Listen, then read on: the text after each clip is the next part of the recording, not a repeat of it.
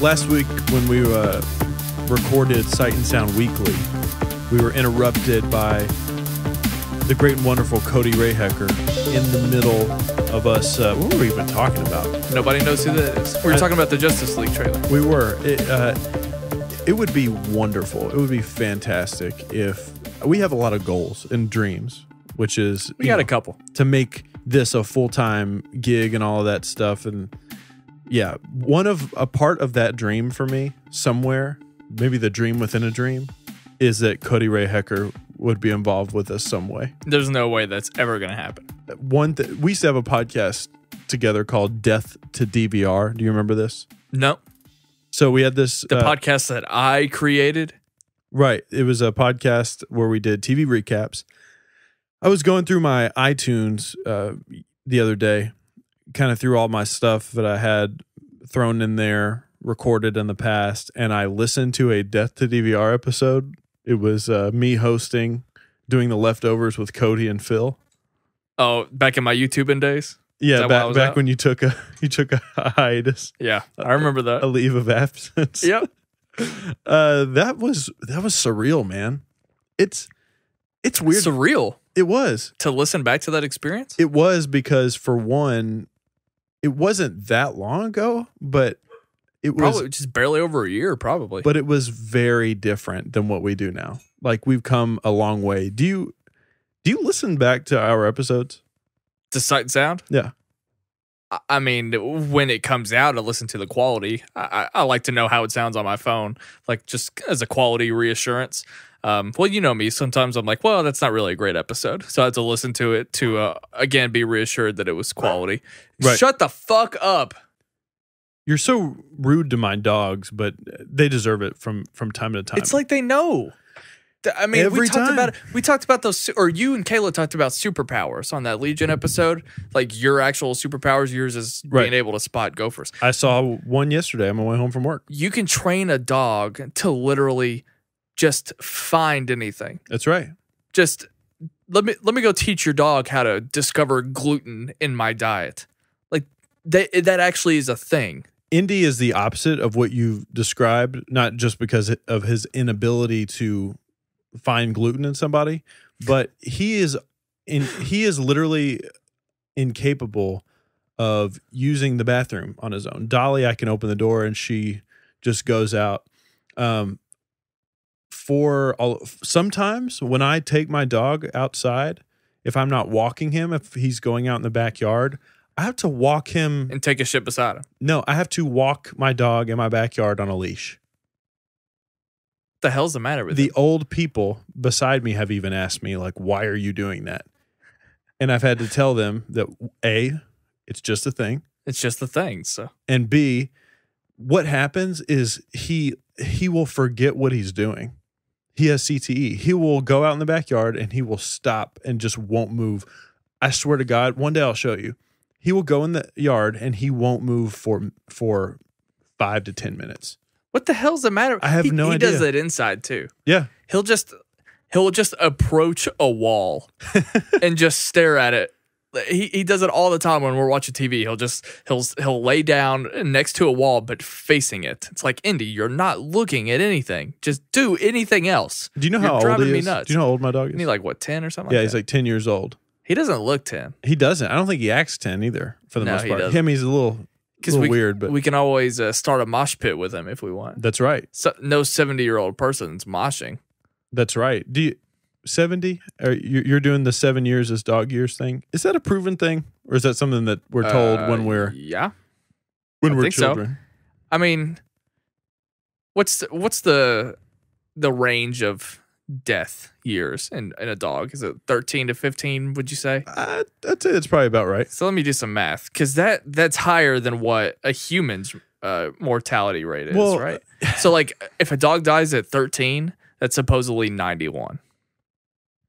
If they die at 15, that's 105. Okay. Look, we're dying out around 70. He doesn't do anything. Indy does nothing. Like, he has no hardships. Yeah, ever. that gluten thing would be a pretty redeeming quality for a dog like Indy to have. But, of course, he has failed on all of those accounts. One of my favorite scenes in any television show is in Louis. Louis's doctor. I thought you were going to say Air Bud. Louis's doctor is the father from the movie Beethoven. I don't remember the actor's name. Charles Grodin. That's exactly right. Thank you. There's a scene where they live in the same apartment complex, and Louis sees his doctor in the lobby because his doctor is about to take his dog out, and his doctor's dog is missing a leg. And Louis says, "Oh, I'm so sorry about your dog." And he said, "Louis, look at this dog." He said, "What's wrong with this dog?" And he goes, it's missing a leg." He goes, "The only thing wrong with this dog is it's the happiest dog alive because it eats every day and it gets to sleep outside of the rain. This dog is the happiest dog in the world." That's some Louis C.K. That's your favorite dog scene? It's not my favorite dog scene. That's not what I said. I said it's one of my favorite scenes in a TV show because it's... Oh, I thought you meant applying it to the theme that we're discussing, which are dogs. The theme is it has a dog involved in it, but I like it because it's a fascinating and hilarious. To me, that's hilarious. Like, I'm not going to be laughing like, ah, which is my Pee Wee Herman laugh. But yeah, I just think it's fantastic. I think I like watching that dog play basketball and eating the. You talking about Air Bud? Yeah. Okay. You a big fan of Air Bud? No. You want to know what the hardest scene I've ever laughed at in Louis is? Yeah. The most insignificant thing ever. You probably don't even remember that it exists. It's like one of the middle episodes in season 1. It starts off with him just hailing a cab. And the second he's walking along the street, throws his arm up, and 3 cabbies just go and crash like right in front of him, trying to get him as a customer. And they're like wrangling him around, and they're just screaming. And the absurdity behind that scene, I busted out laughing for a good 15 minutes. There's another one where he I guess he accidentally parks illegally, and a cop comes by and puts a ticket on his window, and he sees it from up in his apartment. He goes, "Ah, shit!" And then it flashes back down, and like 2 cars hit that car. Yeah, and he's like, "Damn it!" And then all of a sudden, a huge tractor comes in and just smashes it. And he's just like, well, what are you gonna do? But yeah, Louis is a great show. Speaking of Louis, some random just news. Did you hear that he announced his new stand-up special is coming out? Yeah, I heard about that. I think like next week or something Isn't like that. When's Chappelle's 3rd one coming out? I don't know. I have no idea. Are they going to wait a year like they did the last time? I don't know. For whatever reason? I don't know. That thing's got like 100% on Rotten Tomatoes right now. Chappelle's stand-up special. I'm shocked. Yeah. Because of the controversy. I know, right? That's crazy. That's crazy. We talked about that last week, but yeah, I don't know. This has been an interesting week for me because when we did our first Sight and Sound on SK Plus with 2 weeks ago, with Drake, I was kind of curious to see how the music stuff was going to go down on that channel because it's a movie-based channel for the most part. And it was kind of what I expected. Drake is a polarizing individual. People didn't really care that much for it. But this past week, when we were talking about Kendrick Lamar and the Gorillaz, almost that entire comment section was littered with music stuff. Yeah, what the fuck? Yeah, what the hell, guys? No, I just think that's really cool. I mean, that's one of the reasons we started Sight and Sound was because was with the hopes, especially weekly, with the hopes of maybe you're not a music fan and you hear about this stuff and it interests you in some way, shape, or form. So I really appreciate all of those comments, but let me know at least what type of music you guys like. I mean, I know it's not something, maybe you listen to a lot of music podcasts, maybe you don't. I mean, this isn't a music podcast, but let me know what types of music you like. I think we owe a lot to Schmoville. Absolutely. And not just with the fan engagement, which we absolutely love, but we have noticed a bump in our RSS feed plays, whether it be iTunes, Stitcher, however you listen to Sight and Sound, aside from the SK podcast channel. We've seen a significant increase, and we're very, very appreciative of that. It was sort of a milestone. We blew out the candles in a way. This was our most successful month, and hashtag Definitely. transparency. You know, that's always a goal that you improve month to month. But I think March in general was such a crazy month for us with all the stuff that we announced and launched and all that all the cool stuff that happened that we sort of knew. Mm-hmm. it was going to be a big month, but to actually kind of close it out and look at it, it was fantastic. But that's all to you guys. Thank you so much. I assume that we're going to have first timers on this very episode right here. So if you're new to Sight and Sound, welcome. This weekly is, of course, on the Schmo Plus channel, but also on our iTunes feed, where you can find all of our other shows, whether it be a movie standalone or a TV standalone or a music standalone episode. You just put one up about Radiohead. I did. Every single Friday, I do a music episode, and hopefully we'll have more standalones that are consistent in the future. I'm trying to get Ryan Snelling on the solo podcasting train. I have no idea what your issue is. You put out a very, very good Ghost in the Shell review that was a 7-minute review. It was great. I thought it was really, really good. You do like a trailer reaction solo podcast not that long ago, or yeah, with the Super Bowl, right? Was it Super Bowl trailers? Yeah, I thought that was really good. It's one of those things. My throat gets kind of dry. That's right. It's one of those things, solo podcasting, where you almost have to build it into your schedule, because if you're just lounging around on your day off where you could be doing anything, you kind of like, oh, I kind of need a solo podcast, but I need kind to of build it into your schedule. That was totally impromptu. I think I texted you the minute before I went live, and I was like, yeah, I'm going to do this.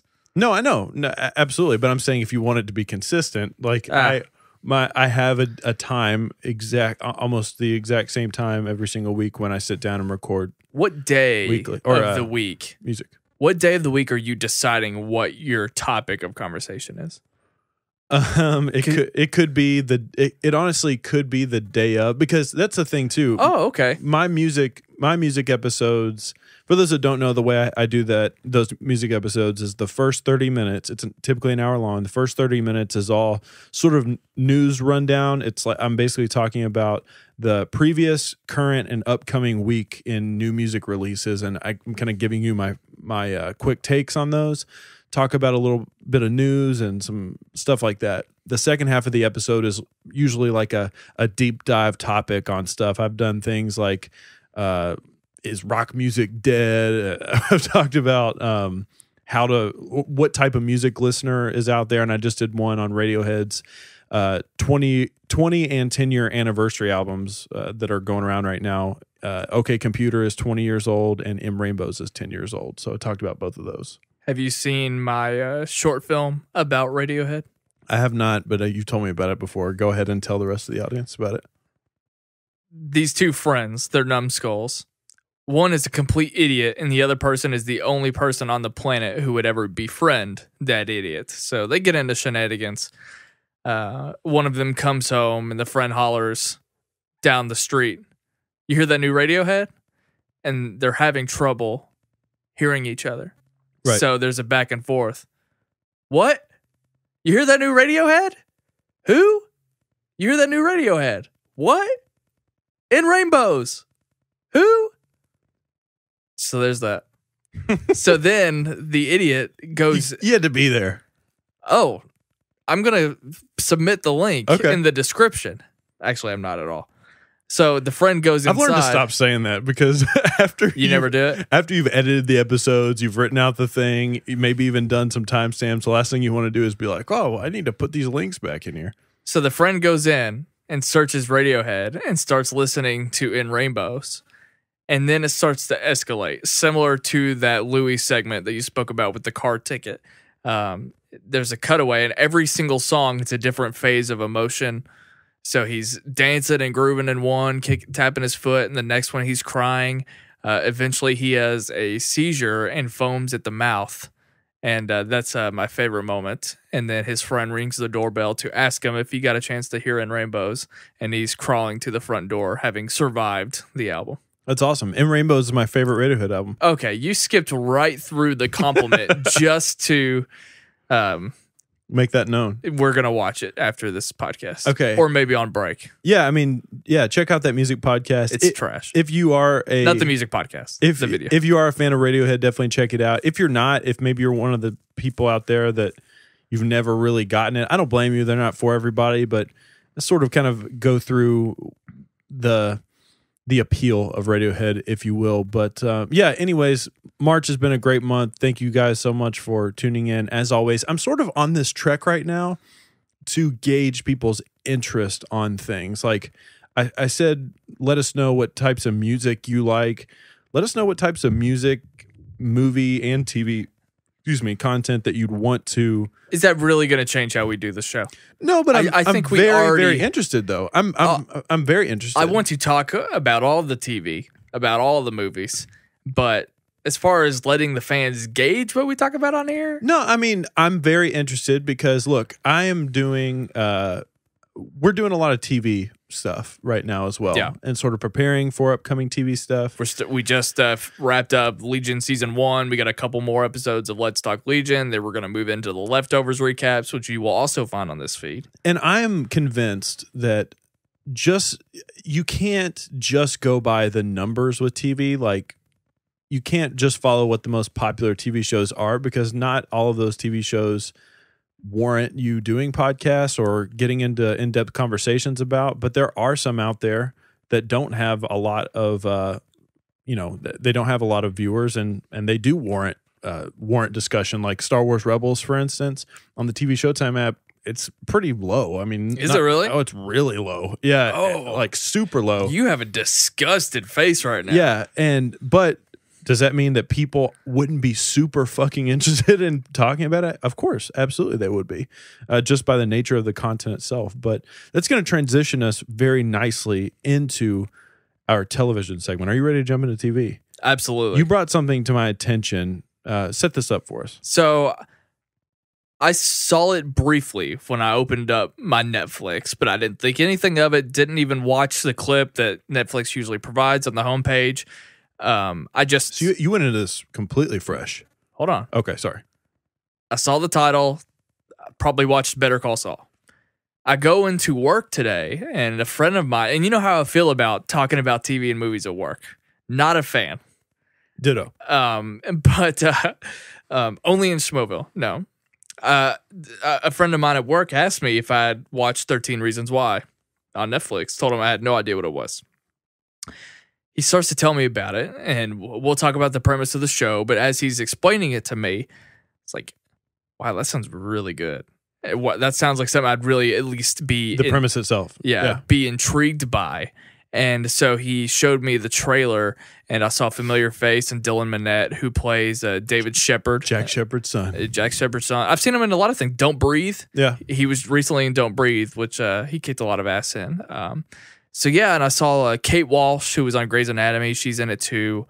Selena Gomez, I think, has something to do with it. She does. A producer? I don't know what she is, something. But when I was sort of reading more into the show, her name kept popping up a lot. She might be a producer or have done the song or something. I don't know if there's a song. I'm actually kind of blown away and fascinated by the fact that you found out about this by somebody telling it to you, because I know. Ever since I'm a know-it-all. Ever since we launched the Sight and Sound YouTube page, which you use as your personal YouTube page, and you have a subscribe to all these things, which is a good thing, because in my personal YouTube page, I don't subscribe to like the HBO feed. I don't subscribe to the Netflix feed, because I just don't do that. And it's good for me to sort of stay up to date on trailers and news and all that stuff. I watch almost every single Netflix trailer that drops. Did you know this? Yeah, you told me the other day. So I had actually seen this already. They sort of released this trailer with a batch of other ones, like maybe even Santa Clarita Diet was in there somewhere in that time frame. That new David Fincher show that's about to come out. I can't remember what it's called. There's like a German one done in all German that actually looks pretty interesting. But this was one that it definitely piqued my interest. Like you said, the premise of it, how the story is told, all of that stuck out to me. So how many episodes have you watched? 0. You didn't watch any. I thought you were going to watch one on your... Well, you know what happened to me on my lunch break today? Oh, yeah, that's Someone right. backed into my car. That's right. That took an hour. I didn't get to do anything on my lunch break. But... Interesting. But I do want people to check this show out, because I think it at least will intrigue all of you. Oh, I was looking up Selena Gomez. I have watched... So I sat down because you sort of issued this challenge that we're going to talk about it. I watched the pilot, and then I needed to clean my house. So I watched it, and I started cleaning my house. I was getting anxious because I could not wait to start the next episode. I've watched almost 4 episodes today. Oh my God. I've watched almost 4 episodes By the way, today. do you know that like if a show comes out on Netflix, it's not a pilot? I'm calling it to me. It's a pilot to me. Pilot is like a tryout for a I TV know. show. It's a pilot to me. It's episode 1 to me. They make those all together. So I'm it's not gonna- a pilot. I had plans to do a video with you to review the first episode, but I guess I'll be doing that on my own. Anyways, You still owe me a Beauty and the Beast review. I'll show it to you after this. I wasn't super happy with it. Anyway, so Anyways. maybe we should go over the premise of the show. So, by the way, Selena Gomez is executive producer. I'm really excited to try to sell you even further. I can't wait. So the idea of the show, we have our leading female, which by the way also impressed me. I'm glad that it was. I know it's based off of a book, but I was proud of my friend because I didn't think he'd watch a show led by a teenage girl. You talking about me or this other guy? No, the guy that told me about it at What work. about me? Did I impress you at all? No. It didn't impress you that I watched 4 episodes? Oh, that impresses me. Yeah, I know This show is person. better than Iron Fist. 100%. That's fine. I totally believe that. I just know the person. I didn't think this would be his thing. But anyway, so the show follows our leading lady, and you can expand on this because I don't recall if she dies or if she's already dead in the first episode, or if it's like flashbacks but filled with a narration that tells you that she's dead. But you're basically reliving episode by episode 13 reasons why she committed suicide, which right away it sounds dark. And I asked him if it was a comedy as a joke, and he said no, definitely not. So it sounds like something that might be slightly treacherous in the ways that The Leftovers can be treacherous, and a lot of despair and just a lot of dark themes. Interesting. And that's why I got excited. Interesting. Your take is fascinating to me. That's why I got excited. But it also, and again, episode by episode, the episode is framed in a way around a character that is involved in her suicide, whether it be someone who took an inappropriate picture of her, etc. And you're basically going through that. And the only criticism I've seen about it is that there's not really a way to end that show because you kind of already know the ending. But I'm still. Who said that criticism? Was that something you read? I read it online. Interesting. It might have been in Variety or something. But regardless, I was very intrigued by that. And based on the trailer, I thought the trailer looked great. Yeah, that's all I got. Okay. So let me tell you the aesthetic of the show, and then I'll go into a little bit more about like specifically what it's about. No spoilers, obviously, in this, but I'll sort of let you know some, basically fine tune some of the things that you said. So the aesthetic of this show, I didn't know much about this besides the trailer that I had seen. Pretty much your take was sort of what I got. As I was watching this, I thought to myself, this seems like it was a young adult novel. It is. It seems like that. Okay. I got that vibe, and I looked into it, and sure enough, it is. When I say that, it has all of those cues. I mean, this is a show that takes place in high school. So it first of really all. feels like a teen drama. It takes place in high school, which you know how I feel about high school dramas right now at this point in my life. I'm a big fan of Friday Night Lights, so I was really excited to kind of dive back into this world. I was pretty stoked. What about me, someone who loves coming of age stories and someone who's a fan of like absolutely. the OC? I think you are going to really enjoy this show. This is not a great show, though.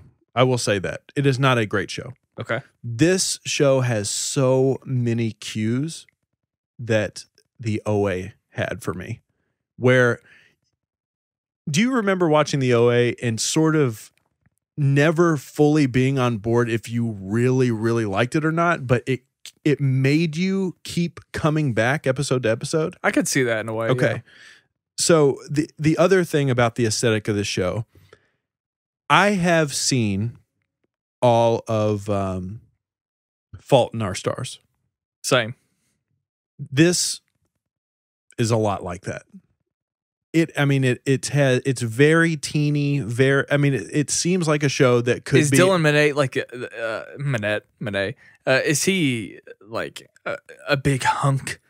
Like, is he the dreamboat? No, he's the movie? opposite. He is a brooding sort of not nerd, just sort of like a quiet outsider, brooding individual. Yeah, and it's crazy because this show seems like something that could easily be on ABC Family, not necessarily the CW, but ABC Family, except for the fact that this show fully embraces being on Netflix.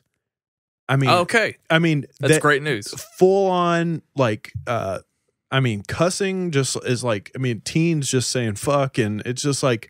But does it sound natural? 100%. Okay. Like that's what's crazy about it, and also the fact that the show is not afraid to be a young adult show, but embrace these extremely dark themes, incredibly dark themes. The acting and some things that happen in it, just like a lot of teen dramas, a little cringy at times. Like, oh, that's disappointing. Yeah, a little cringy. I was hoping the acting would really push it over The acting itself isn't bad. It's just, it's like as if some of the writing, it's like maybe at one point they wrote it and they were like, well, maybe we can pitch it to ABC Family, but if not, that's fine. We'll just do all this other stuff. I also really appreciate, which this is kind of a trope, I think, but like it has.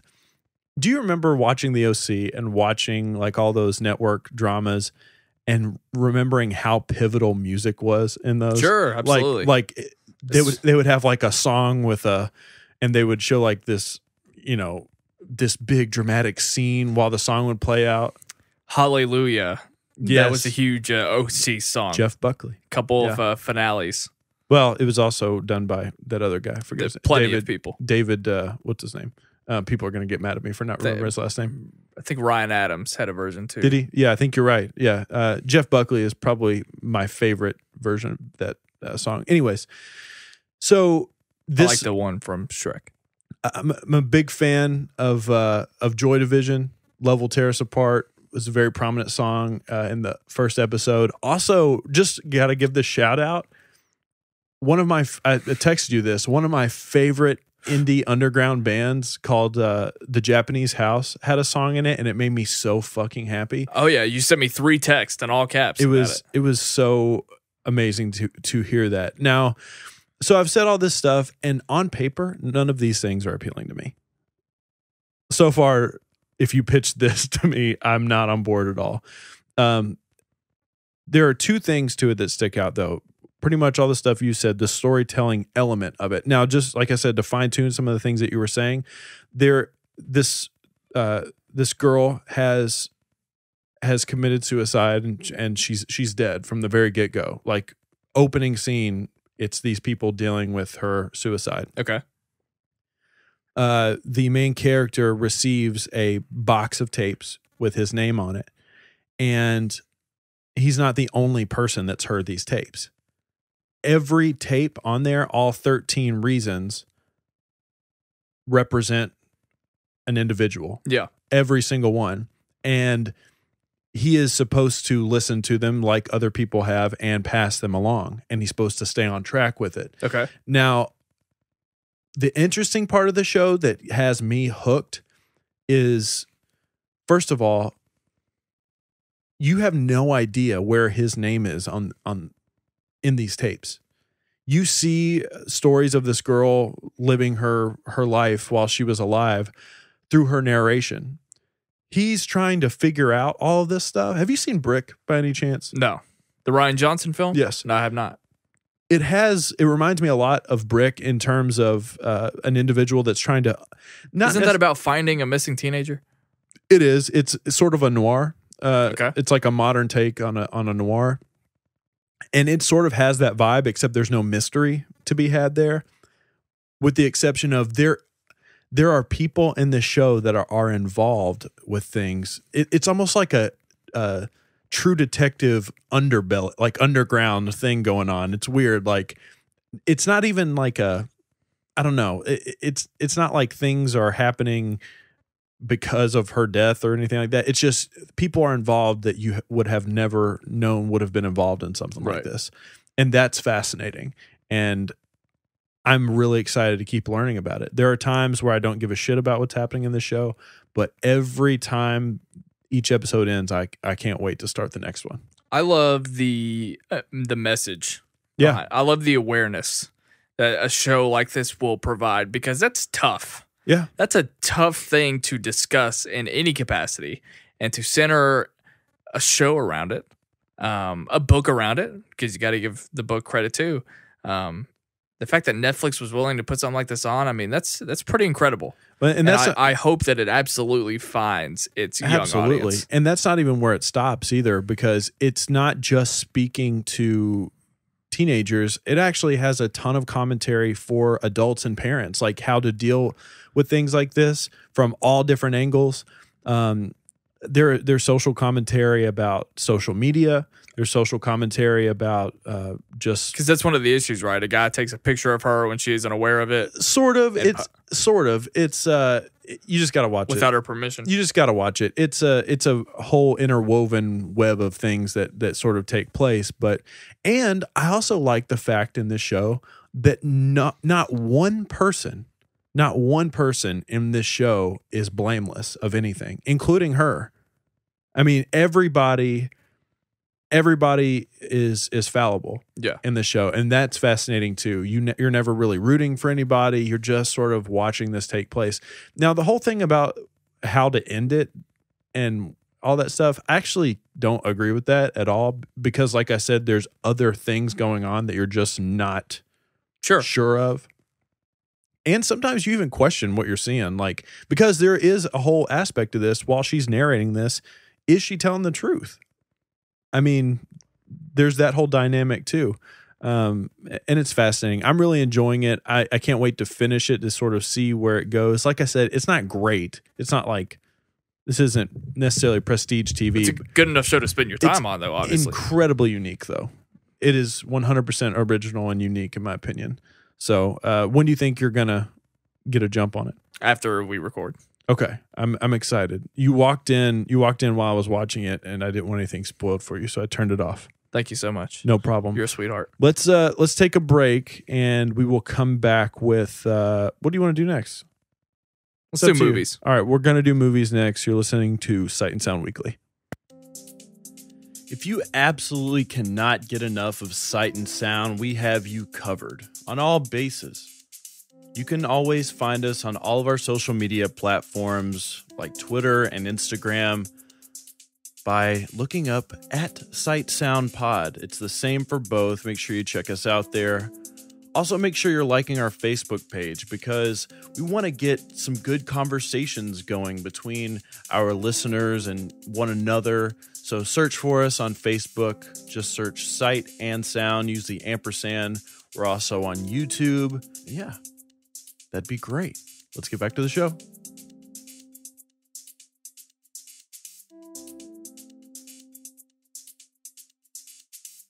So we're going to talk about movie stuff, and there's a lot of movie stuff to go into. You want our movie segment of this podcast to be me scrolling through Collider.com and trying to pick our favorite one? No, look, I mean, off air, I said we should be talking about this. You were talking about Colin Trevorrow and his movie, The Book of Henry, which is obviously a sequel to A Book of Eli.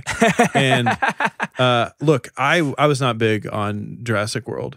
I love Safety Not Guaranteed. I think it's great. I think it's an absolute travesty, in my opinion, that he's directing episode 9. That's my hot take. Oh my God. For this episode. Hot take. That's something that I was not a fan of at all. Yeah. It's like, it just because it made all that money, and it doesn't deserve it. I think it'll be fine. Let me just say. That's something that I said on a previous podcast, that I'm actually a little somehow insulted that Jurassic World of all movies was his proving ground for that. Well, not even that. It's the fact that it's the third highest grossing movie of all time. It doesn't deserve that at all. I agree. I mean, or third highest opening weekend, whatever it is. I think Safety Not Guaranteed is a really, really, really good movie. It's great. Yeah. And but for that to be his track record onto other things, I'm just like kind of whatever about it. And I just didn't. You're saying like you don't understand the jump? I understand the jump perfectly fine because it's happening a lot. Right. We're seeing that constantly. But here's the other thing too. Christopher Nolan sort of modernized, he pretty much wrote the playbook on how to be an incredible director in modern film when you're having these huge, big budget, crazy tentpole movies like Batman, and then in between them dropping movies like The Prestige, Inception, Interstellar. I mean, are you fucking kidding me? Fuck you. Fuck everybody. You want to know? You want to know what other director actually does that? J.J. Abrams. Michael Bay. Okay, that's. I think it's hilarious that he follows the same path. Transformers, Pain and Gain. Transformers, 13 Hours. Transformers, whatever comes next.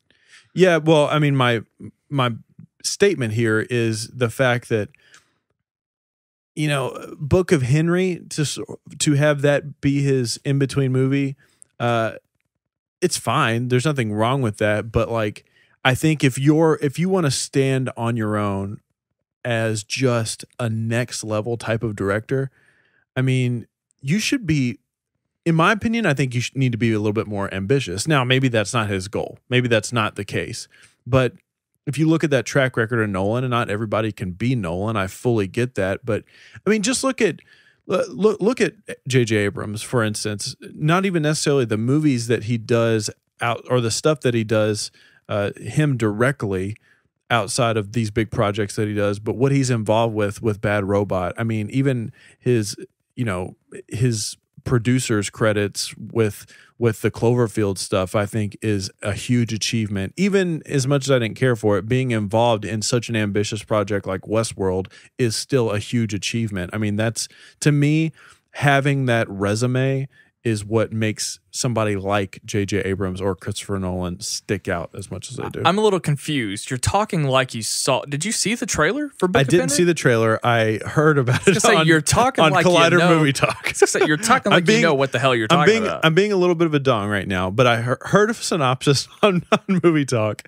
And I mean, look, I'm not saying anything bad about that film. It just seems like, I don't know. I would have hoped that a project would be a little bit more ambitious seeming. What I will say about the trailer is that it pretty much shows the entire movie. Yeah. And that's not a joke, because we've been making fun of the Spider-Man trailer off air. This trailer did that, unfortunately. It is a small film. I think that it still has the potential to be good. I think I'll really enjoy something like this. And I'm probably actually going to leave the theater mad, because it's going to be... I'm under the impression that I'm going to leave the theater thinking this is the type of movie Trevorrow should be doing, and then having to see him do episode 9. I don't know what it is. I can't even explain why I just don't want him to make movies. This isn't a part of this discussion necessarily, but I'm sort of going to spin off of it, and I do want your take. I think all of Hollywood, all of the movie making community need to sort of take a big step back from, we talk all the time about superhero fatigue, or there's even some talks about Star Wars and Disney sort of pulling the reins back a little bit on their overall vision, maybe building a hiatus into for the films, right? For the films, to prevent fatigue. I don't even necessarily know if people are specifically being fatigued by those sort of concepts and those sort of properties. I think we might have a big budget fatigue. We see movies like Daredevil. We see movies like Deadpool and Logan, and I'm like, where I'm going with this is somebody like a Rian Johnson, to see the type of science fiction movie that he did with, I don't think Looper had a small budget, so to speak, but it had a lesser budget. It had a medium budget. For what it was something to behold. If you look at what the budget was for that film, I'm excited to see directors make science fiction movies and push the boundaries with a lesser budget, because I think we get more gritty, more grounded science fiction that I think is more interesting and more original. Hey, I'm with you at that point. And Colin Trevorrow can actually be thrown in that mix with Safety Not Guaranteed.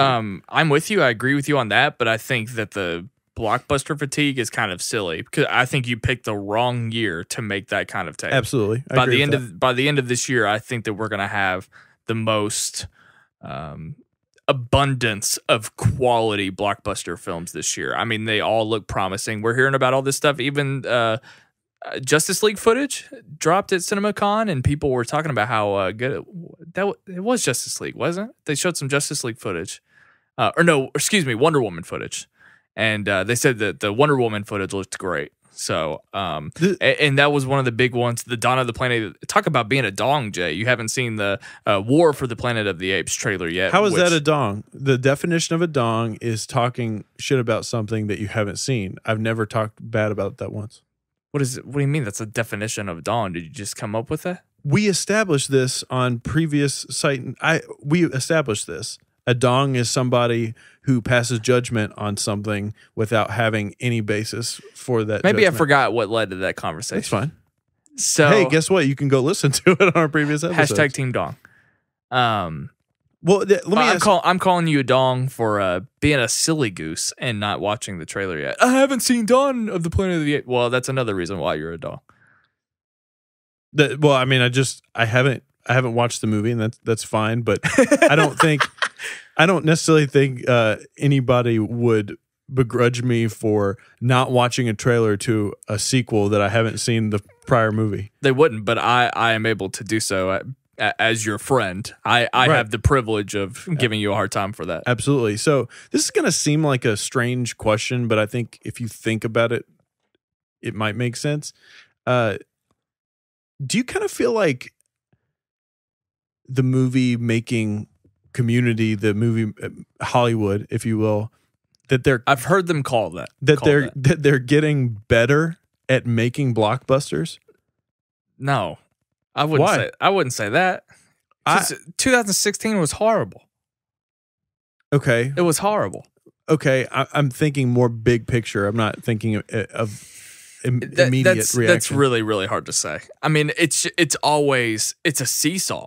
Right. All the time. It's a seesaw. Because when you have big budgets, one of the first things to go is good storytelling. Yeah, for the most part. And yeah. I think they're balancing that really well. You look at a movie like Civil War. Hey, guess what? It came out last year. It was really good. It was really, really good. The story was really, really good. Yeah, but there weren't that many. Like, I looked at my top 10 movies of 2016. Right. And I like blockbusters, but I only had like 2 in my list. Yeah. Because it's a seesaw. There's no way to even determine. For the most part, if anything, they're still the lesser, like you said, right. of the films that are put out each year. So it's going to take a lot. It might take like a couple of years of quality blockbusters for me to even say something like that. Like I might end 2017 saying the blockbusters were strong, but I might need like 2 or 3 years to say that Hollywood has fixed their blockbuster problem.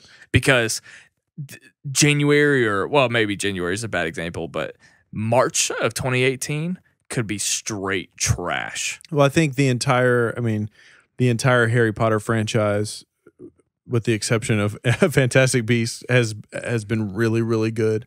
The Marvel Cinematic Universe for a while, I think, has been really, really good. I've been blown away by some of the stuff that I think they've done in the past handful of years. I mean, I've gone on record as saying I think Ant-Man is really underrated. Isn't it mind-blowing how bad of a movie Fantastic Beasts is? That movie was one of the worst movies I saw last year. It was bad. It was. I've seen it come out. It's out on Blu-ray now. X-Men Apocalypse is a better movie than Fantastic Beasts, and where to find them. Well, I don't know about that, but I will say I don't either. I don't know if I would agree with rather watch X-Men Apocalypse than Fantastic Beasts. I think what brought this up? Oh, the Honest trailer just came out because it's released on Blu-ray. Screen Junkies just did the Honest trailer, and yeah, they make me feel good about my opinion sometimes. When I've already trashed a film, and they sort of validate. I'm not the only one who actually disliked this movie, and man, that was just not a great theater experience that we shared together. We see a lot of hits. But we saw a couple misses last year. We saw that, and because you're very disciplined, so that might be the way to go. Because I just watched Ghost in the Shell because I mainly went to go see that because, for one, my cousin wanted me to cover it on Sight and Sound, but also just because I hadn't been in the theater in forever. I felt obligated. I don't fuck around with movies. I felt obligated to do the review, so I just picked Ghost in the Shell. And I'm not very disciplined because, back in the Film Beef days, I saw one every weekend, no matter what. I mean, I'm sort of in the middle right now. I'm not doing that, but I'm not doing what you get to do either. Well, we're more in the. I feel like we're overall more in the commentary space, anyways. Like me personally, I feel like I've distanced myself from being as much of a critic and being more of a commentator.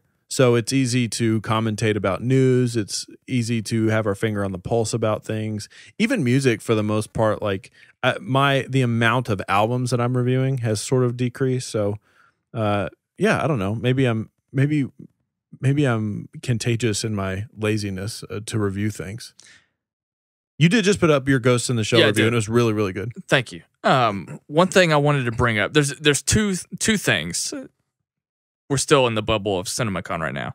Speaking of Ghost in the Shell, Jordan Peele is being eyed to direct Akira, which I don't want to do what I did with Ghost in the Shell and listen to people that are fans of the original material, because I got hyped up for no reason for Ghost in the Shell, essentially. Like, I was really, not only was I underwhelmed by the film, the execution of that film, I'm underwhelmed by the premise of Ghost in the Shell. Like, I still want to revisit that anime, but I'm not that excited for it. The premise, I think it's so. The premise itself is for me. I've seen the anime, and for me, the premise was probably the most interesting thing. 9 times out of 10, it's usually the visual appeal for me. The problem with the premise is we have fatigue from that premise, from AI, robots. It was the whole Matrix ideology. It felt easy. Yeah, and I didn't. It's a tough story to tell in 2016. I just didn't respond to it. Yeah, absolutely. So anyway, talk to me about Akira. So Akira, here's the good news about Jordan Peele being announced for this, because there's good news and there's bad news. The good news is that one of the best things about Akira is the aesthetic of it, the style, the stylization of it. Like, things about Akira are badass. Like, they're pretty badass. So how is that different than Ghost in the Shell? Hang on, that iconic red motorcycle, the awesome jacket with the pill on the back, like, that's fucking cool. Like, it's all really, really cool. And Jordan Peele has the ability to bring that attitude, that swagger to the screen. The negative of it is, Jordan Peele is a pretty new to making films. He made Get Out, and that's seen huge praise. But the Akira story, in my opinion, much like Ghost in the Shell, was severely lacking. Like, when I watched that movie, it felt the anime, it felt incomplete. And I know it has. So you didn't even care for the anime? I like the anime in terms of something to watch. It's something you put on, you appreciate what you're seeing. But I found the story hard to follow, and I know that there's a manga that accompanies it, but the story just felt like I didn't really care about the stuff that was going on. Like, there were some cool action scenes, but even those are spaced out. It seems a lot like what people are saying about Ghost in the Shell, if I'm being honest with you. Like, the aesthetic is the most appealing part of it, and I know that that's heresy to say, but I'm not an anime person. I've seen a lot of anime, a lot of iconic anime, because I think anime looks cool, and I think a lot of the stories they tell are interesting, believe it or not. But the way they play out, they've never seemed to grab me ever. Think about just that headline though. That is a very unique headline. Jordan Peele, a now successful black director, is going to direct an adaptation of an anime. I mean, some of those things, if you just corner them on their own, it's unique. Yeah. But to combine, like talking about creating these live action animes is one thing. Well, and then add Jordan Peele. I mean, that is a pretty unique, interesting headline for Hollywood right now. For me, it's very interesting. It's not surprising though, because so I keep my ear to the ground on everything pop culture related, and one of the things that I've noticed in the last few years is this rise of anime fandom and even nerd and geek fandom. Like when we say it's rising and it's becoming more and more popular, like that doesn't really, of course it is. We see the amount of money that Marvel movies bring in. We see the amount of movies that science fiction brings in. But it's crossing over to where it's not just like the rise of geekdom. It's crossing over into other versions of pop culture. Like anime fandom is now celebrated in hip hop, where you see people talking about being fans of Dragon Ball Z. Bryson Tiller, who had an incredible album, Trap Soul, that came out 2 years ago, he loves talking about how much he loves playing Nintendo 64 video games and how huge of a fan of Dragon Ball Z he is. He had custom made Jordans with Frieza and Goku on them. Really? Like that type of stuff, it's becoming more widely accepted in the greater zeitgeist and the greater pop culture landscape. I think we are on the cusp of seeing this be adapted for more stuff. So it's fresh at this point. You know what I'm saying? We're still sort of easing our way into it, trying to figure out the proven roadmap to how to do it. I will admit that I guess I do have a reason to be more excited for the Cure because of how much I enjoy Jordan Peele's Get Out. It's also one of the most celebrated animes of all time. That movie has been in production hell. I mean, it was in Brad Pitt's hands at one time. I mean, I've been reading about an Akira live adaptation for probably 10 years. And it's crazy that Jordan Peele is the guy. But anyway, I should be more excited about that because I feel like I responded to his film way more than Rupert Sanders, who directed Ghost in the Shell. His last film was Snow White and the Huntsman, which has a lot of the same problems, boring, uninteresting, kind of sedated in a way. But anyway, so I guess I do have more of a reason to be excited for that. Yeah. One of my favorite things about anime in general has, and even manga to a certain extent, has always been how interesting and original some of the concepts have been, while also offering up a ton of really deep and intricate social commentary and stuff.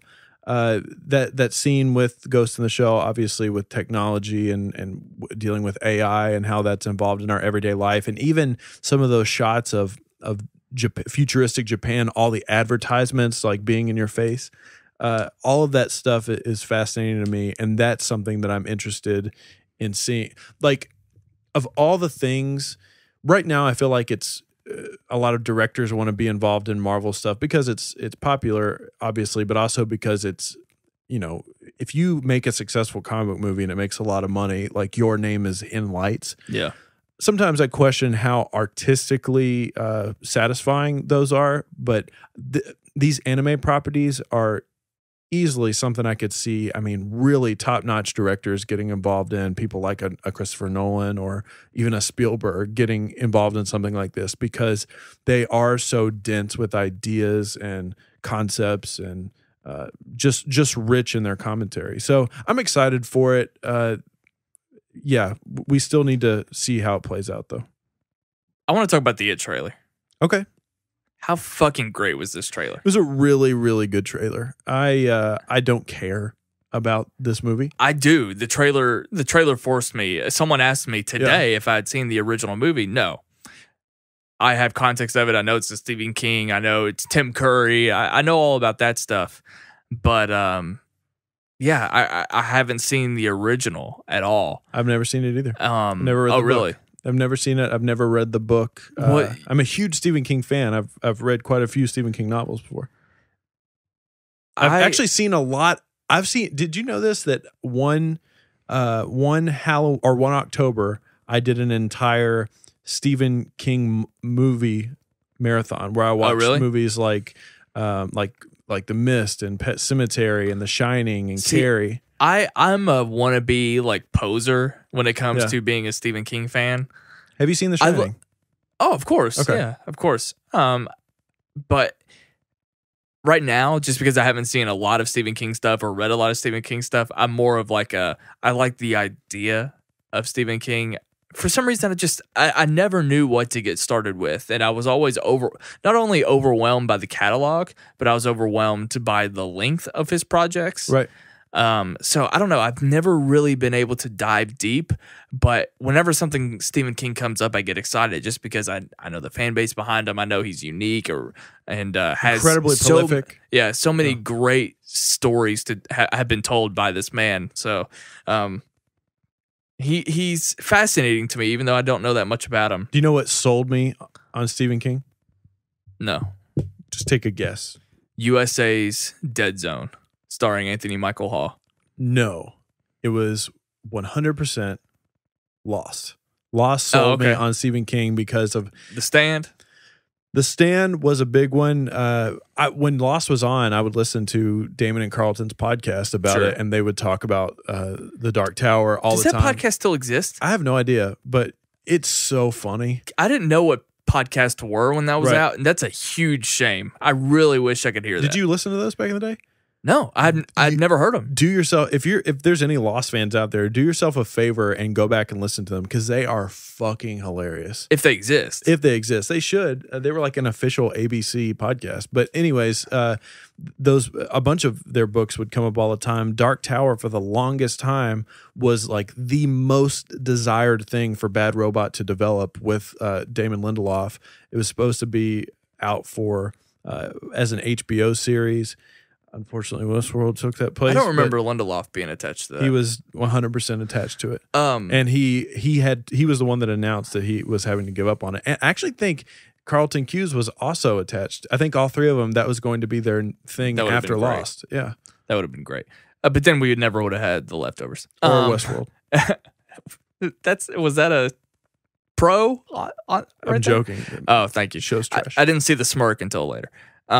So anyway, I want to talk about the trailer because I'm speaking to my generation. Obviously, it looks like Stranger Things. It even has the main actor from Stranger Things as one of the kids in the background. Mikey? Huh? Mikey? Or Mike? Is that his name? The main kid? Yeah. The frog-looking one. This movie looks, not only just does it look great because it's coming of age, it looks like Stand By Me, it looks like Stranger Things. I was scared by it. I really love the ideas. And I guess like the balloon and all that comes from the original movie. From what I understand. I do like the imagery. The paper boat scene at the beginning is pretty much shot for shot remade from that original movie. I saw a side by side of that, and I just thought all of it was great. I got really excited to watch. I don't know if I want to watch the original before. I might watch the original. I think there's enough time, and it's a horror movie. I think so. I think the trailer looks great. Where do you think? I was excited by the trailer. Where do you think this sits with me in my?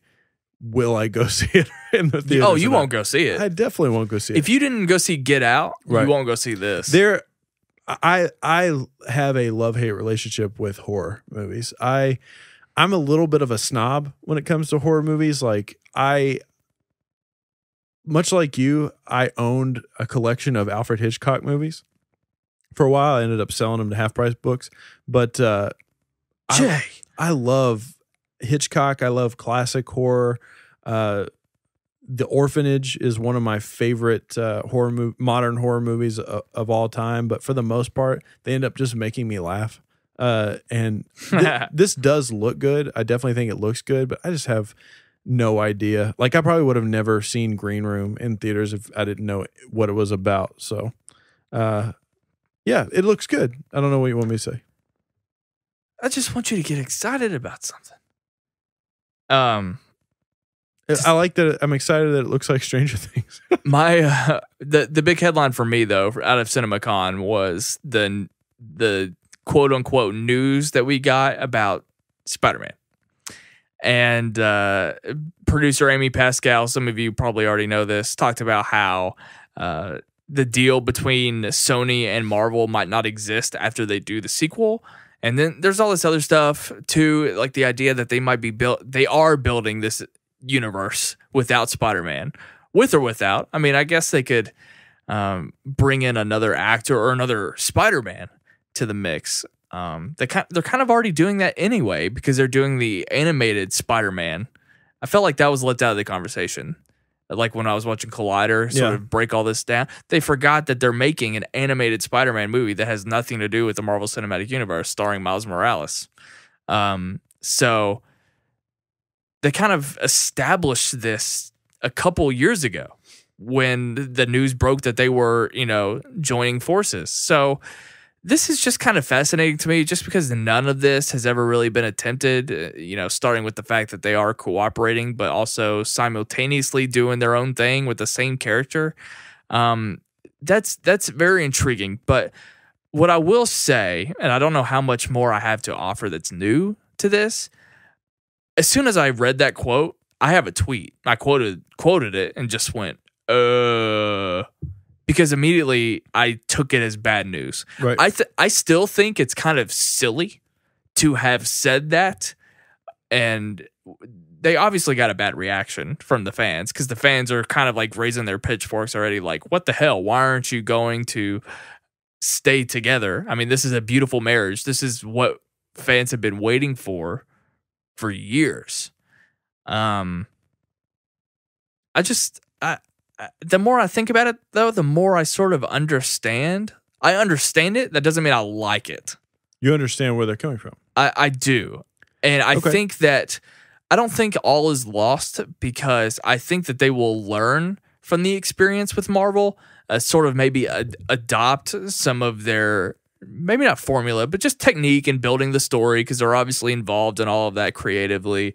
But what would be so bad about Sony making a Spider-Man movie after Marvel taught them how to make a Spider-Man movie? You know what I mean? Because Sony isn't, it's actually one of my least favorite movie studios. Like, going back to our discussion earlier with the flip-flopping, it's kind of hard to gauge in that way. Sony is consistently a meh studio for me.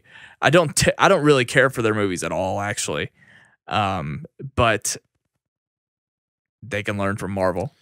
Yeah, and, I don't buy this. I don't buy this story at all. I think it's complete BS, and I think people are making too much of it. I think this is clearly a come and get me campaign. Look, we all know that Marvel's sort of cornerstone stars, your Iron Man, your Captain Americas, your Thors, all of those people, the cast of characters that we've kind of grown up with to this point, they're getting older. They're moving into the Masters tour, so to speak, or the what would Makuga call it? The senior tour. The senior tour, and they're looking for new cornerstone individuals. Spider-Man is one of the most well-known, if not the most well-known character in the Marvel universe.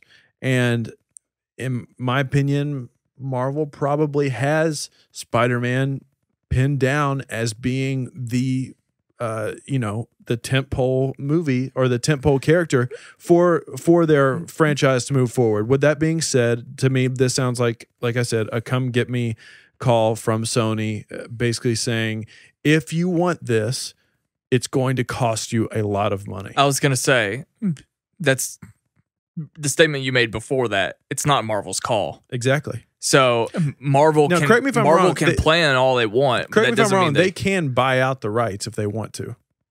It would cost a shit ton of money, I'm sure.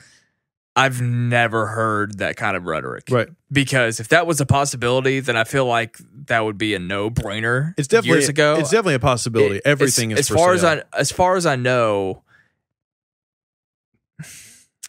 As far as I know, Sony has to have a Spider-Man movie in production every few years. But because technically this film is being distributed by Sony still, Homecoming, then that still counts. Right. So if Marvel and Sony are making the Spider-Man movies together, Marvel is helping Sony fulfill their contracts. Right. Which means they don't really, like, they've already gotten closer, but at the same time, they're not getting any closer to getting it back.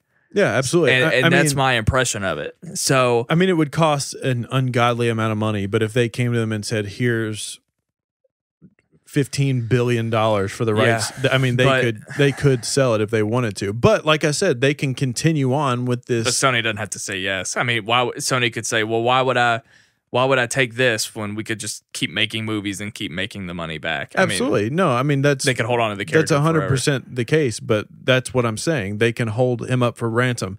I'm saying this right now. This won't happen.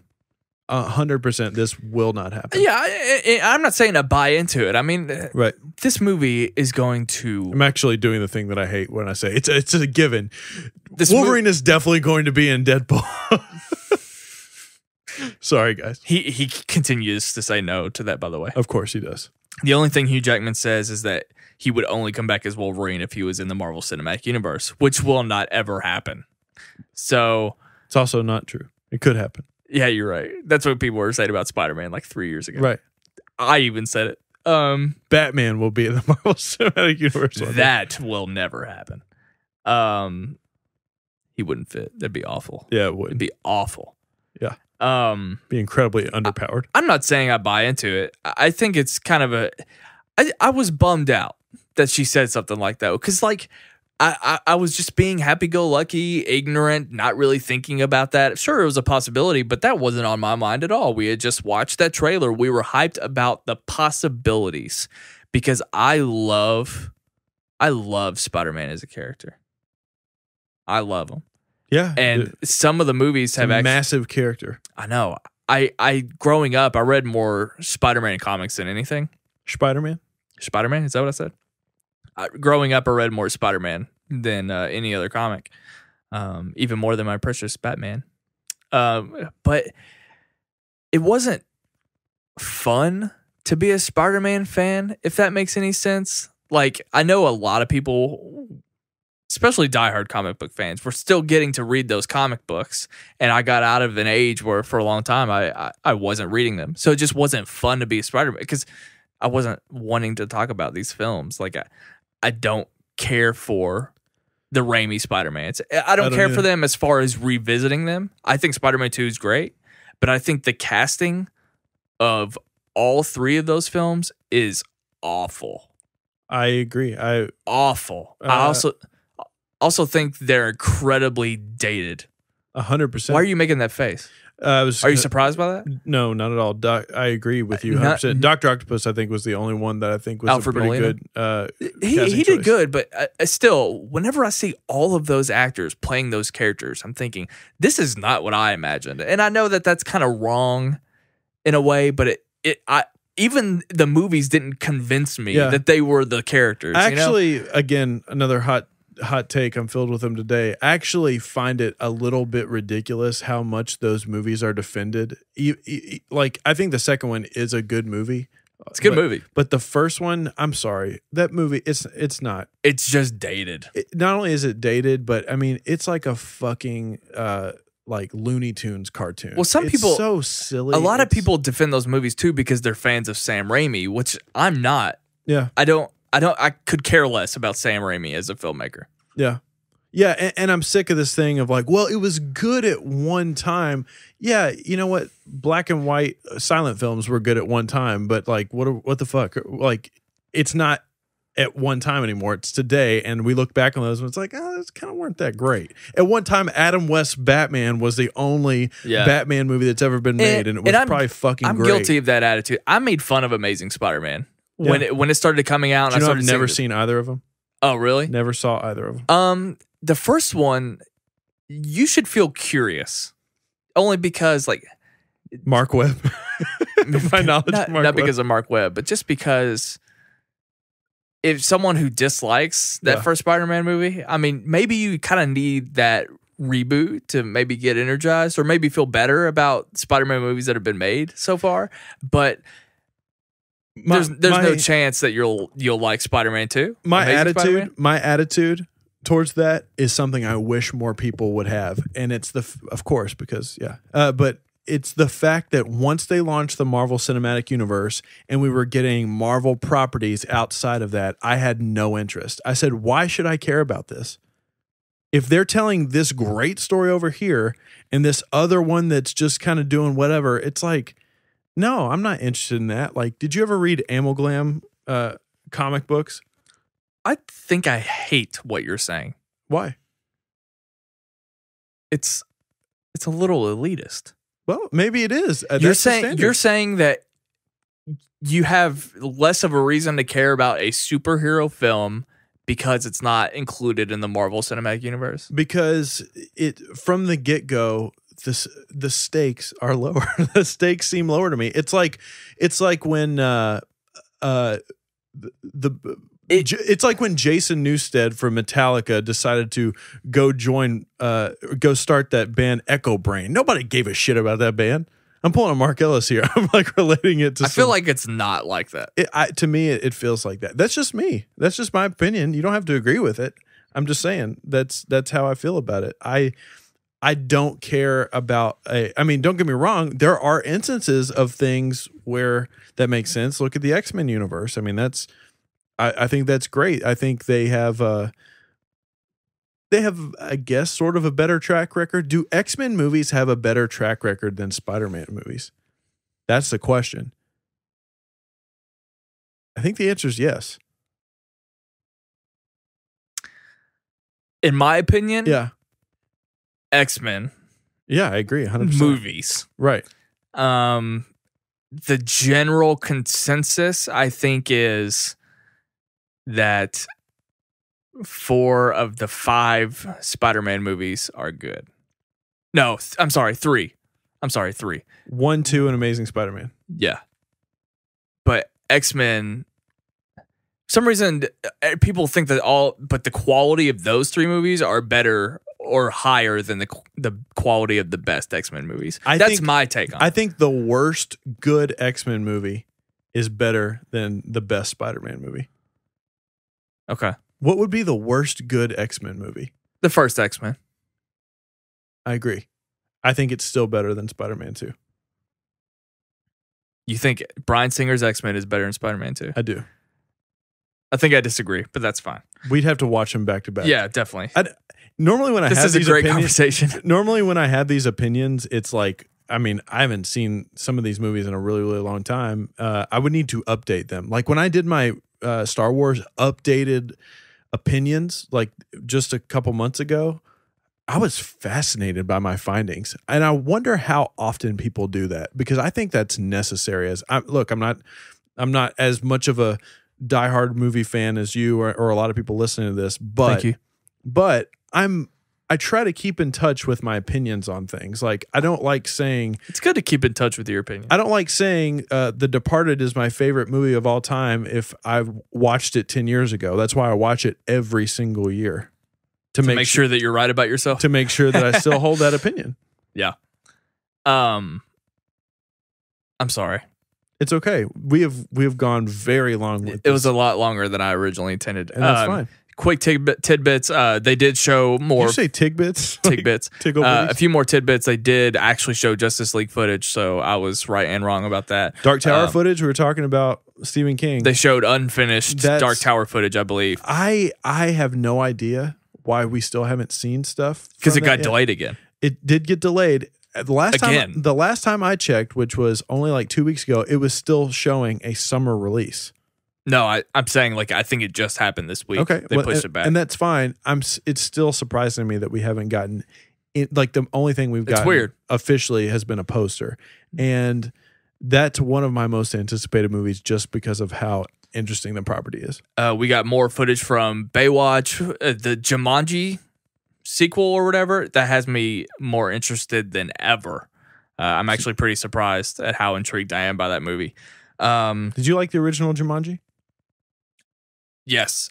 And I saw that as a child in theaters. Mm-hmm. That lion is probably one of the most scared times I've ever been in a theater as a kid. I thought that lion was real. When it jumped out, yeah. If at first the lion's in the attic and you see his tail sweeps across the piano and then it's him leaping down the stairs, and I was legitimately scared. And then like the spiders, all that stuff was really creepy. I really enjoyed that as a kid. It's very, very memorable to me. As a kid, I did not like that movie when I saw it, and I haven't revisited it ever since. It's probably pretty dated. Isn't that weird when even as a kid things don't impress you?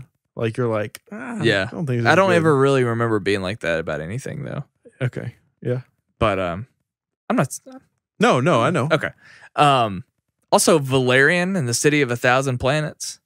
Have you seen anything about that? I think it looks like trash. I've seen the trailers, and I think it looks horrible.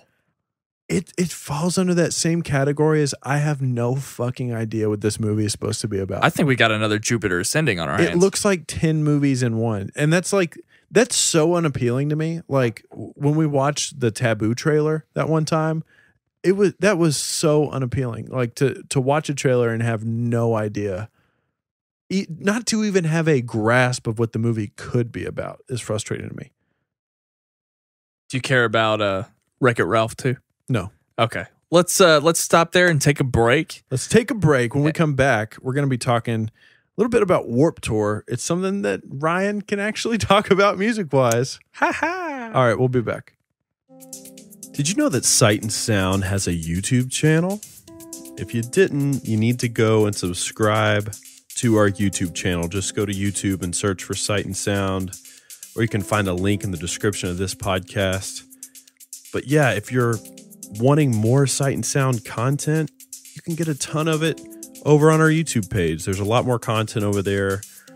I do music reviews. Ryan talks about movies. We talk about TV, obviously. And yeah, it's kind of a nice little place to go if you need some more Sight and Sound in your life. You guys couldn't hear it on last week's episode, but as I sat here passionately talking about Kendrick Lamar, Ryan via audio was engaged because he's a pro, but here in the room, you seemed a little disinterested. Something you didn't have a lot to speak on. Yeah, I think that's probably the problem in most music segments, actually, is that I feel like the music segment is different than the rest of the podcast every week. You're so down on yourself. You talk in blocks. So do you. You don't talk to me. So do you. I pose questions to you. I'd like to compare our tracks. Hang on one second. Hang on. You literally we were running. You shut your mouth. Between your last words, we stopped and looked at the waveforms of the rest of this podcast. Look. Okay. After Schmo is your deal. Yeah. You're the boss.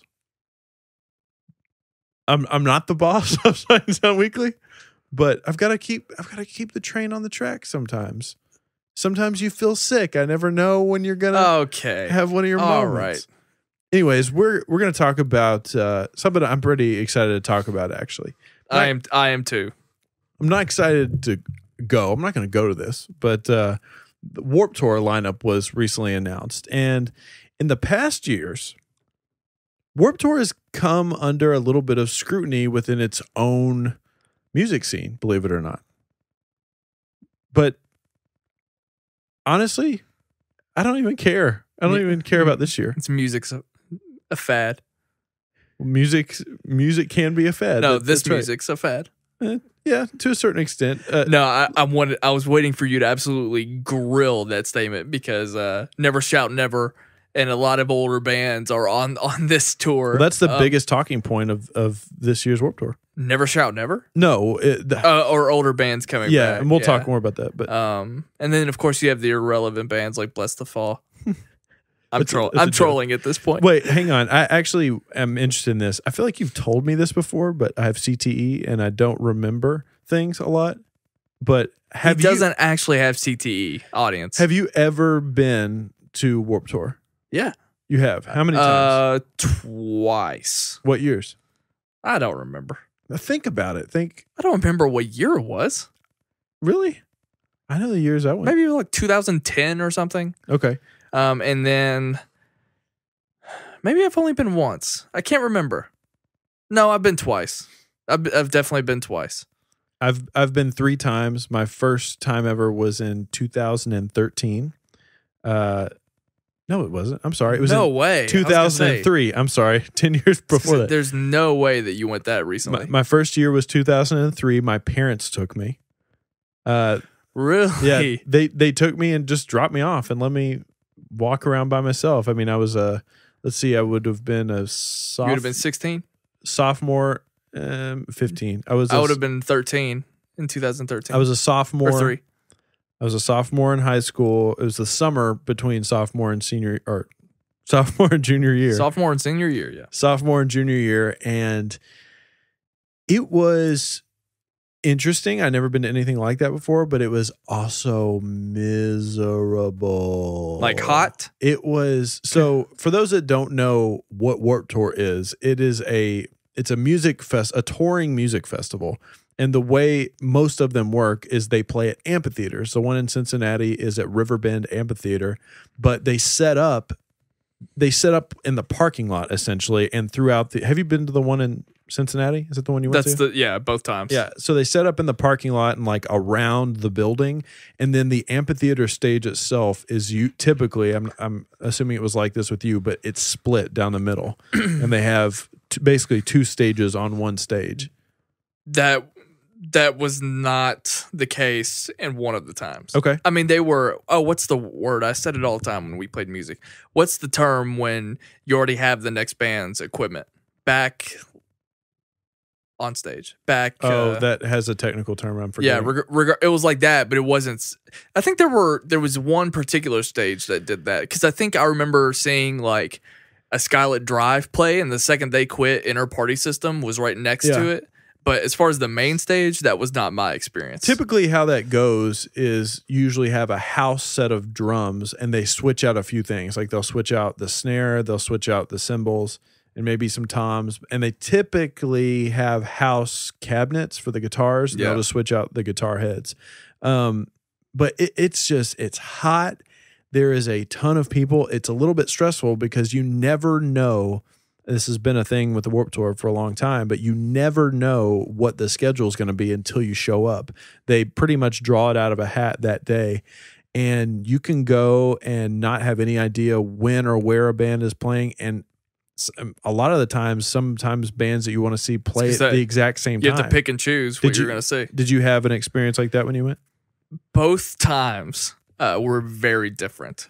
The first time I ever went to Warped Tour, it was a lot of bouncing around, going to different stages to try to catch all the bands I wanted to see.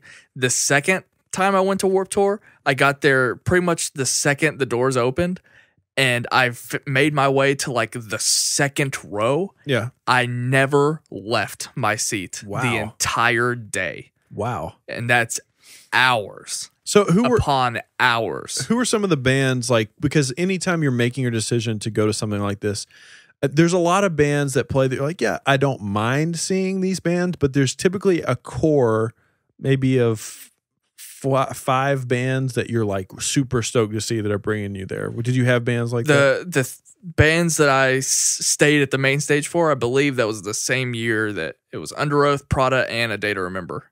Were all 3 on the main stage, if I'm remembering that correctly. I've definitely seen them all there. Hopefully I'm not confusing both of my trips. But that was absolutely worth it.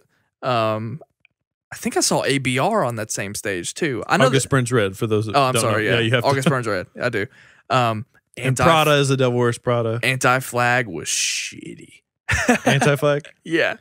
I have a... There's one more band that I'm forgetting. There's one more band I'm forgetting. But it was... I mean, it sucked to sit there, but I was sitting there for a reason because that lineup was so stacked. I think I might have witnessed... I think Attack Attack was a new Attack Attack, the more recent version of them. With Caleb Schwomo? Yeah, I think so. I think they were on it, which I didn't care for, but really that experience wasn't that bad when it comes to Warped Tour, but very, very different than my first trip at Warped Tour. But yeah, it was, again, like you said, the luck of the draw. It just kind of made sense to sit there the whole time, especially when I was so close, had such a great view and seat of it all. I have a lot of interesting Warped Tour stories, but the first year that I went, it was before I was into any music scene or anything like that. Like the only other concerts I had been to was Ichthus Music Festival, which is a Christian music festival. And I went and saw Blink-182 and Green Day. I'm so baffled. How did you even know to go to Warped Tour if you went by yourself? Like, what on earth drove you to go by yourself at that age? Are you serious? I mean, I was obsessed with music. I thought you just said you hadn't been in the music scene yet. Well, I wasn't in like a local music scene where I was seeing like hardcore bands and stuff like that. It was just I loved music. So I mean, I didn't go to a movie by myself till I was 24. So. I mean, I went in 2003. I went to see bands like the bands on my list were bands like Thursday and Thrice and Poison the Well and Glassjaw and AFI back in the day. That was when Sing the Sorrow came out, and they were fucking massive then. I mean, that was their year, so to speak. And here comes the dogs. They're probably going to go crazy. So that year, I remember I thought I was going to die because I was in the crowd for AFI, and it was so fucking hot that I almost passed out. I almost I met Davey Havok. You know who Davey Havok is? No. The singer of AFI. Oh, and, that weirdo. And I was like super stoked to meet him, but I was super dehydrated, and he told me I needed to go sit down. He goes, "Why don't you go sit down? You look a little rough right now." But the only real story I have from that was I wanted to see Poison the Well and Glassjaw more than anything. So, but they played at the exact same time, and it sucked. And still to this day, I haven't seen either band because it got rained out. And but the funny story from that was I stood like you in like the second row through a band so that I could be up close for Poison the Well, or maybe it was Glassjaw, one of the two. And I got to see Andrew WK. Do you know who that is? And it was great. Really? It was amazing. The way he started that show, I will never forget. Like all these people were on stage and they started playing the song, and he was nowhere to be found. We were like, "Where's Andrew?" No one knows where Andrew is. And all of a sudden, at the very end of like this crazy drum solo, the drummer takes his hoodie off and it's Andrew WK. And the crowd went fucking nuts. That's awesome. He was wearing like sweatpants and a white shirt, of course. But my second time at Warped Tour, or the second year that I went, was years later. It wasn't years later. I think it was 2005, the summer after I graduated. I actually went twice in the same summer. I went to Dayton, Ohio, and I went to Cincinnati, Ohio, because there were different bands playing. And that second time I went, I realized that I just was not into this anymore. Oh, really? I did not care about it. Not only that, but like that was the year that Under Oath went, and I was a massive Under Oath fan. That was the year that they went through that weird period where they almost broke up. And I watched them play. Which year was that? Or which time? 2006, when like Spencer, their singer, was going through like drug problems or whatever. Yeah. But this was a band who was known for having incredible live performances, and I had seen them multiple times. And watching them at Warped Tour that year just absolutely fucking phone it in, I was like, this sucks. Yeah. And I was hot and miserable. It was just not good. But the story this year with Warped Tour is that, well, the story with this year starts with the last few years of Warped Tour. I mean, this is a music genre. This overall scene has sort of come and gone with its popularity. I mean, this tour has been commercialized, and these genres of music, the punk, the rock, the screamo, the hardcore, the metalcore, all that stuff has just really fallen off. I've gone on record as saying rock music is one of the most uninteresting music genres around today. Which is interesting because all of those genres are what made it interesting for me like 10 years ago. Absolutely. And here's the even crazier part with all of that. The bands that I do think are worth talking about, your Touche Amores, your Balance and Composures, Pianos Become the Teeth. Oh, here we go. Anyways, those bands that I hold in high regard in rock music, they were boycotting Warped Tour. So not only was that, I think I remember that. Not only was that whole genre of music just sort of lacking, but even the bands that were worth noting just weren't taking part in the fun. So then we fast forward to this year, Kevin Lyman, the guy that started and runs Warped Tour, basically announcing all of these, classic bands and big classic bands making a comeback and basically sort of throwing the whole commercial aspect out and sort of getting back to the roots. I mean, we have bands like Hatebreed, who is a classic, beatdown hardcore band. I have their album, what is that album called? I forget what it's called. Regardless, whatever it's called.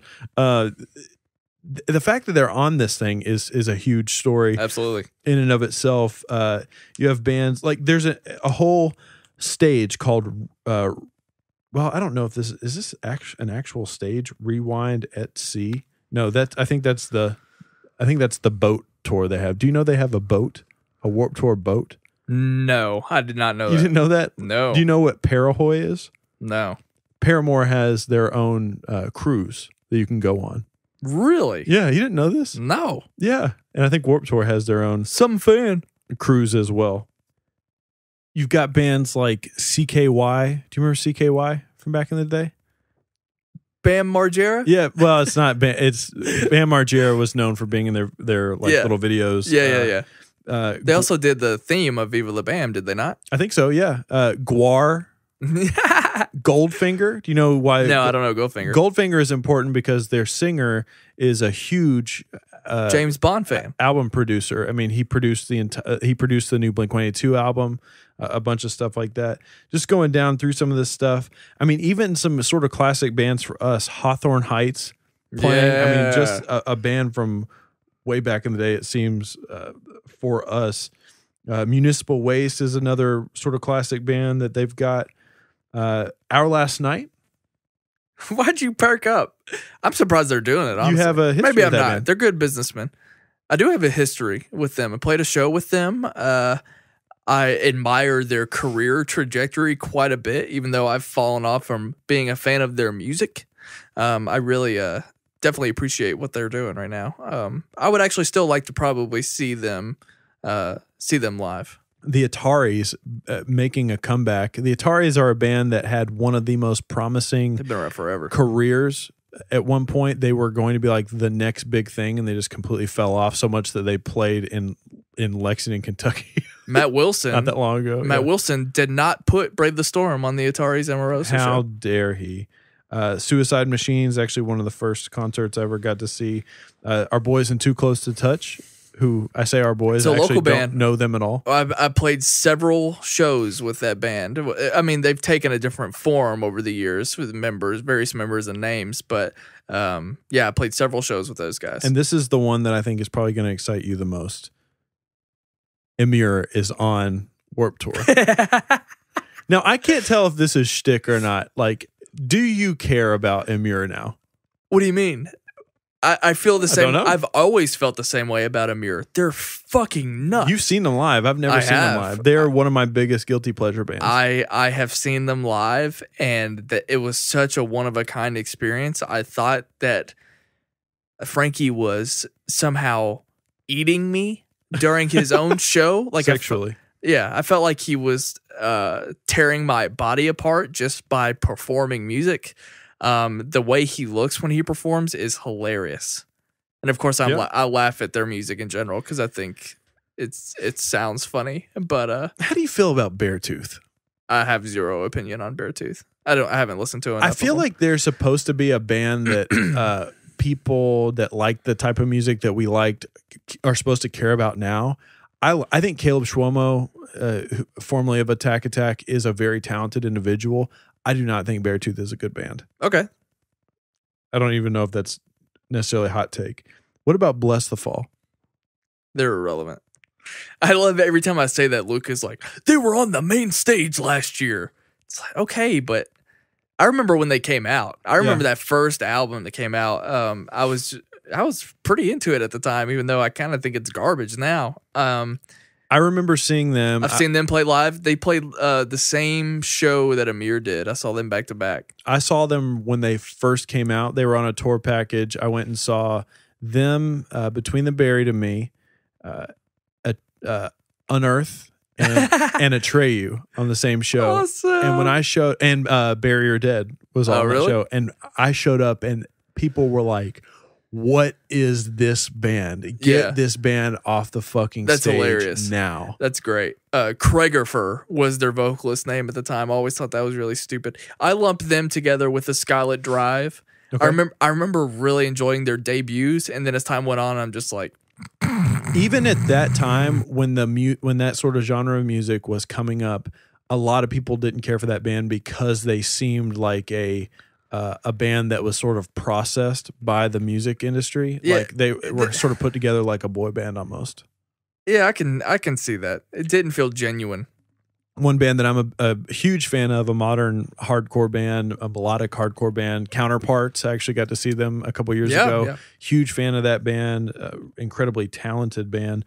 So I'm going to run through some of these bands. I just want you to tell me, like, you can give me like quick takes. Absolutely. If you're interested, if they could bring you out.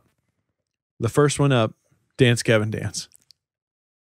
Guilty pleasure. I really, I mean, you know how I feel about John Mess. I can't stand him. We reviewed one of their albums together, like a couple years ago. An album that over time I've actually grown to appreciate more and more.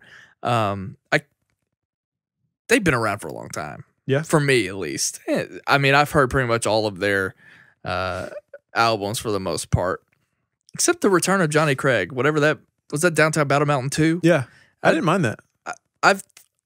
I don't remember it at all. I don't know. I don't have any context of that album anymore. But anyway, regardless, they're a guilty pleasure. I think I enjoy them because I've listened to them for so long, and I just have that kind of appreciation for them.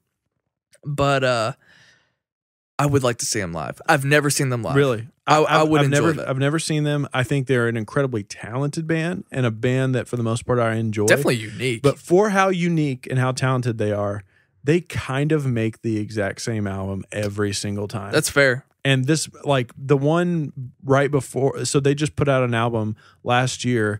The one before that, I thought was great. Like the one we talked about? Yeah, it really, really grew on me. When the new one came out, I didn't care at all. It does sound the same. I didn't You're care absolutely at right. all. It does sound like the exact same album. Here's one that I don't think we've ever talked about this band, and I'm super interested in your take because what if I don't have one? For me, this band ticks every single box. From what I know that you know, it ticks every single box for you. The Ryan Snelling algorithm is like off the charts for this band, and I'm more understanding it now because of your thoughts on You Me at 6 and stuff like that. How do you feel about Hands Like Houses? Never listened to him. You've never listened to that band? Holy shit. Wow. I'm blown away right now. Like, this is an immediate, once we get done with this, we have to listen to this band. Okay. I mean, they're ticking boxes of Seosin. They're ticking boxes of... Goodman likes Hands Like Houses. They're ticking boxes of Conditions. They're ticking boxes of You Me at 6. Do they scream? No. Okay. Not at all. Okay. What I think the vocalist's voice is annoying. No, not at all. In fact, I think he might have a better voice than all of those bands that I just named. What's his name? I don't know. They're Australian.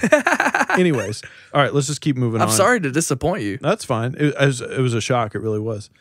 Just moving through kind of quick. Memphis Mayfire. They have a couple really great albums. I've never cared about this band ever once in my life. Even when they came to prominence when I was back in my scene days. They're from around here, which I think is really cool. Ohio, aren't they? I think so, yeah. A lot of Ohio bands, like saying they're from around here is like saying, hey, did you know that Nirvana is from Seattle? No, Memphis Bay Fire came down to play a lot of local shows. They did. My first show or my second show as a band, we played with them. But anyway, what's that album called? The Hollow? That album? No idea. That album is great. And then the album after that, Challenger, was okay. I mean, I like moments of it enough for me to still enjoy it, but after that, it just kind of fell off. But The Hollow is a great album. I'm not going to guarantee that you like it, but I would love for you to listen to that album and tell me what you think. All right, next band, Silverstein. Never really got into them. Me either. I mean, I think they're good. Talk about classic band. I mean, this is a band that came around when I was like a sophomore in high school. I don't know. I just never. They sort of came around the same time as bands like The Used and Hawthorne Heights and stuff like that. I never really got into that. I mean, I had definitely had friends that got into it. I mean, my friend Reed was really into those types of bands. I just never really followed suit. The Acacia Strain. I don't care. No care at all. I never really cared. Ryan Ucci would care about that one. Really? Yeah. There was a time. That's strange. I actually think that's it. I think that's all the ones that I really wanted to go through.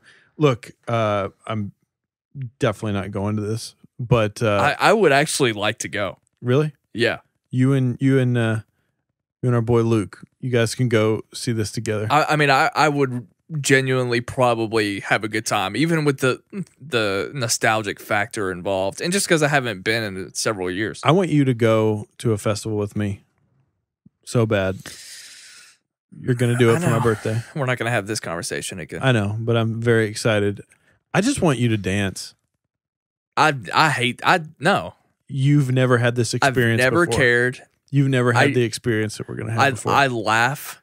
When the 1975 comes on and plays She's American, it will take everything that you possibly have in your body to not My developed move it. thoughts on a mirror are very similar to slam dancing. It's funny to me because it's so ridiculously stupid. What do you categorize? And I've seen you dance in my office before. What do you categorize dancing? I thought you were talking about slam dancing. No, I'm talking about dancing to the 1975, like dancing. You know, I don't care about. I don't like dancing. Well, I come from the town from Footloose was filmed in, but I do like to groove.